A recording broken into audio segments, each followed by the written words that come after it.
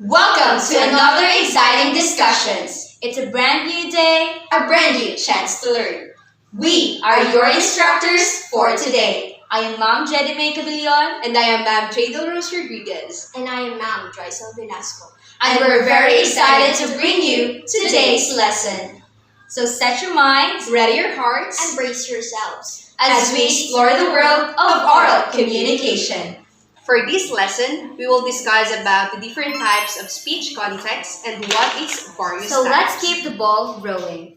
Every day in our lives, we concern ourselves with interactions among people. Back before the pandemic, you used to talk with your best friends. You brainstorm tasks with your groupmates. You report in front of the class. But because of the pandemic, the face-to-face interaction among those people lessened. However, the interaction among those people you used to talk to did not really stop. You just have a different channel, the digital world. According to Devitt of 2005, context refers to the setting in which the communication takes place. Context helps to establish meaning and can influence what is said and how it is said. Now, before we elaborate the lesson, let's have an activity first. Read each situation inside the circles and evaluate the communication context that it matches. Number 1. Cheering yourself in this time of pandemic. Number 2. Consoling a friend who loses his job because of pandemic. Number 3. Delivering your announcement in the public about the distribution of goods. Number 4. Stating your stand on a pressing issue about COVID-19 in the editorial page. Number 5. Discussing with your neighbors the safety protocols to avoid the spread of the virus. Your choices are the following communication context. A. Communication with self. B. Communication in public. C.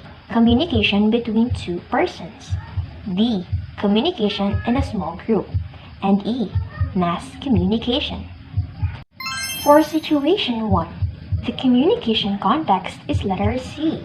This is communication but with two persons, you and your friend. For situation 2, the communication context is letter A. This is communication with yourself. 3. The communication context is letter D. In delivering your announcement in the public, we expect a great number of people.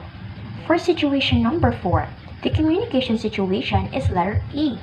This is communication in a small group. The number of people is 10 or less. For situation number 5, the communication situation is B. This is communication using the media. The given communication context in the activity you just did with Mom Joycel are divided into 4 types of speech context. Let's start with the first one, the intrapersonal communication. Interpersonal communication is a type of speech context that focuses on one person, or the speaker acts as a sender and the receiver of the message. The channel of communication for intrapersonal communication is the brain of the speaker that processes his or her thoughts or feelings. Basically, this is talking to yourself. This may be done quietly inside your head, but some do this while actually talking or looking themselves in the mirror. How often do you talk to yourself and why do you do it? Talking to oneself is done for many reasons, but mostly when we feel strong emotions. One example is whenever we're losing our drive to finish our task, we cheer or motivate ourselves to do it. Or when we are to make decisions, we weigh in our options and talk about it in our minds. What course should I take? Education? Criminology?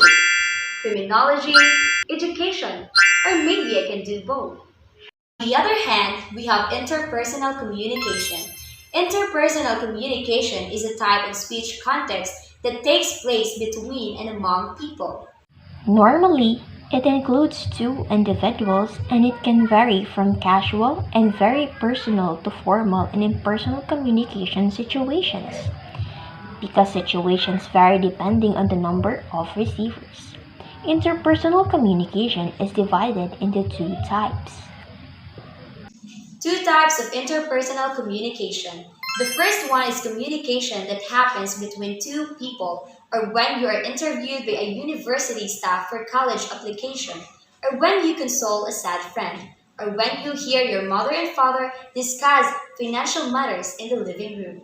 That is what we call diet communication. The second one is communication that involves at least 3 but not more than 12 people engaged in face to face interaction.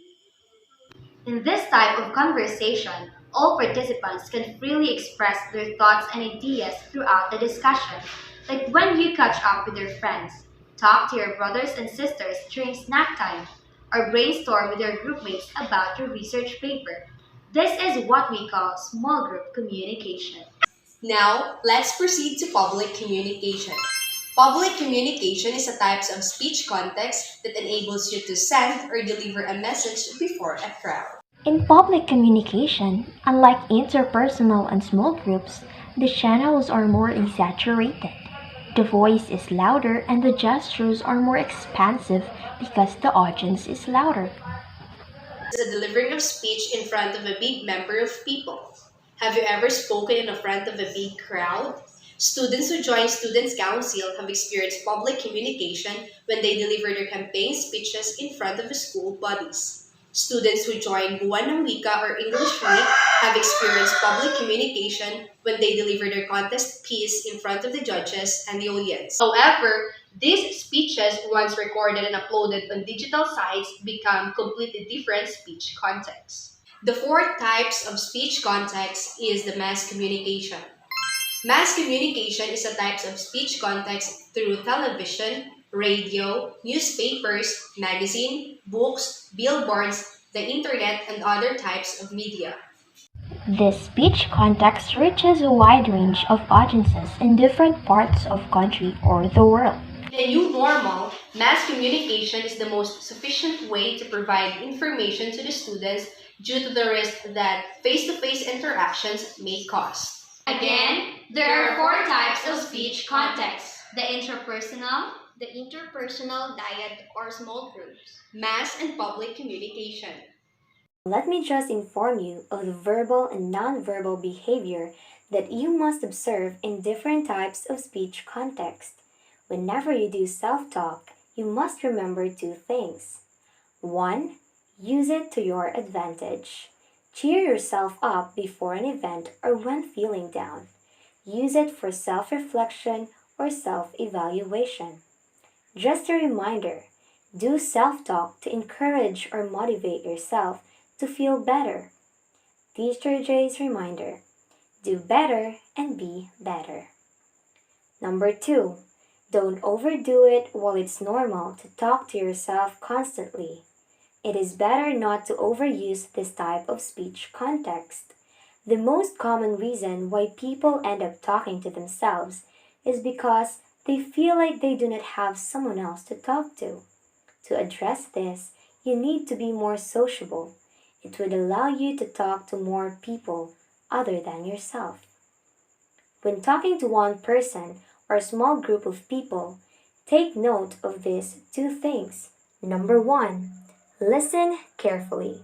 Needless to say, that is the very basic foundation of effective communication. You have to listen carefully and understand what the other person says. Asking clarifying questions lets the other person know that you were indeed listening attentively. Be an active participant in the process. Number 2, check your tone and body language. As what you have learned from your previous lesson, nonverbal cues are vital in the communication process. The vocabulary of the body speaks louder than the actual words you say. Lastly, when talking to a large audience, you must come prepared. Speaking in front of the crowd requires many preparations, from analyzing your target audience to planning and drafting your speech up to the rehearsing part, and for mass recording up to the editing and posting part. Be yourself while you are on stage and speak in the way that you will be easily understood by your audience. And there we have it. We are finally done discussing different speech contexts. Now, before we end this video, there's still one last thing you have to do. I want you to do self-talk and share it through mass communication. Reflect on what you would advise yourself to do so you can become a better communicator. Write your answer in this format: Dear Self, and inside it is your realization and advice. Love, Self. After doing this, do post on your Facebook page using the hashtag #OralCom so we can easily see your answers. The best one will gain extra points on their total score. Total number of reactions will also be considered. So, you better make sure that your post is public. Now we are your Ma'am Jays, leaving a message. Do not just speak with your mind, but speak with your heart.